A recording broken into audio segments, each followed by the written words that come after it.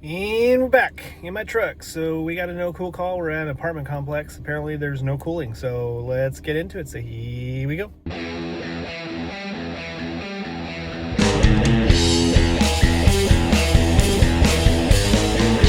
Alright, so we're at the unit. Last year it was like super dirty. I had to take the whole thing apart and clean it. It was completely plugged.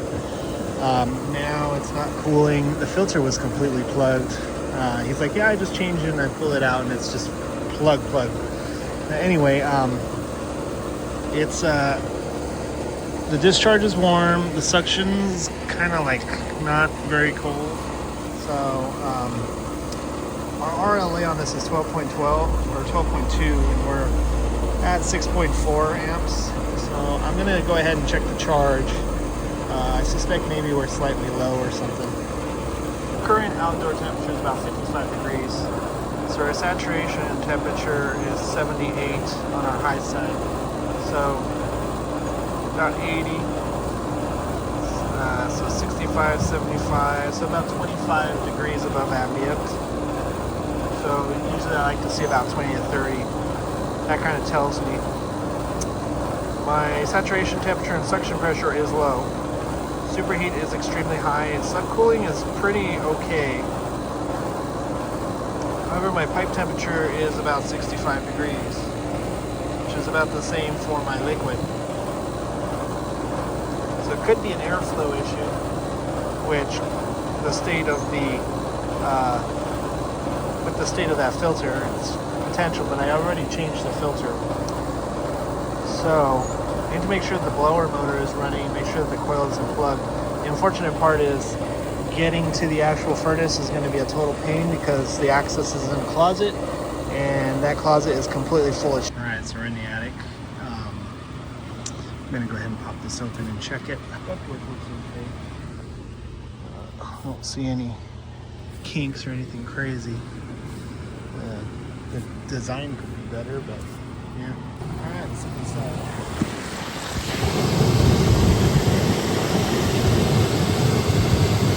A little bit of icing, but that's probably for me running it at these low pressures.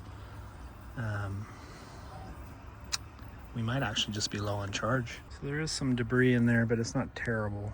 Alright, so we're gonna see if we can get the stuff from there because it appears to be on the bottom. Alright, I think I got as much of it as I could get out. I was able to fit my hand in there. Let's go ahead and see what we got going on in there. Yeah, it's better. Not perfect, but much better. We'll go ahead and close her up, see if that improved anything. Alright, I'm just checking the run cap. It's a 7.5 and it's at 4.9, so that's weak. That can affect the speed of the blower. Pulling about 5 amps. And this is with the door closed. I have my meter inside there. This is so we get a more accurate reading. It seems a bit high to me for a motor this size. Usually it's around 3 amps. Could have to do with the run cap being out of spec. So we're gonna go ahead and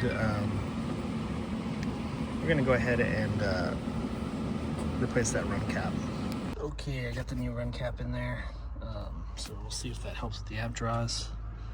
Probably won't. Well, the amps dropped a little bit, but not by much.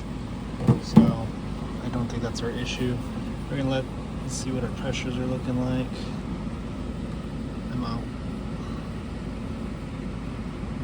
It's actually looking a lot better. Well, we'll let it run for a little bit and see how it goes. So it raised up to about 46.8, and then it just kind of, it's been chilling around 40-ish. So I think it just might be low on charge. Maybe go ahead and try to add some refrigerant and see what it does. I'm a little concerned because this is looking a little normal to me, but airflow wise, we definitely got airflow. Our pipe temperature has increased. It's actually in the 50s now. So that's good, but yeah, we'll go ahead and go back outside, but I think we're done up here. Okay, we're gonna try charging a little bit of refrigerant in there. It's gonna go in as vapor. I'm using a T right now. Do this. So you're going to want to have a hose with the valve and just crack it. I'm just going to put in like 8 ounces and see what it does.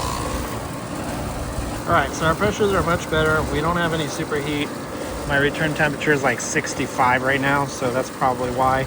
High side pressure is looking good, so yeah.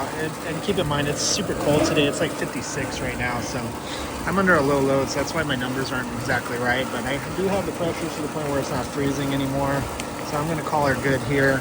But basically, we had a weak capacitor, we had some debris stuck in the coil, and we had a really dirty restrictive filter. Hopefully this helps you out. So thanks for watching. Make sure you like and subscribe, comment, tell me what a horrible technician I am. Hit that bell notification and follow me on Instagram and Facebook. And if you want to support the channel and get some awesome work socks, get the Camel City Mill work socks. Nighthawk 10 gets you 10% off.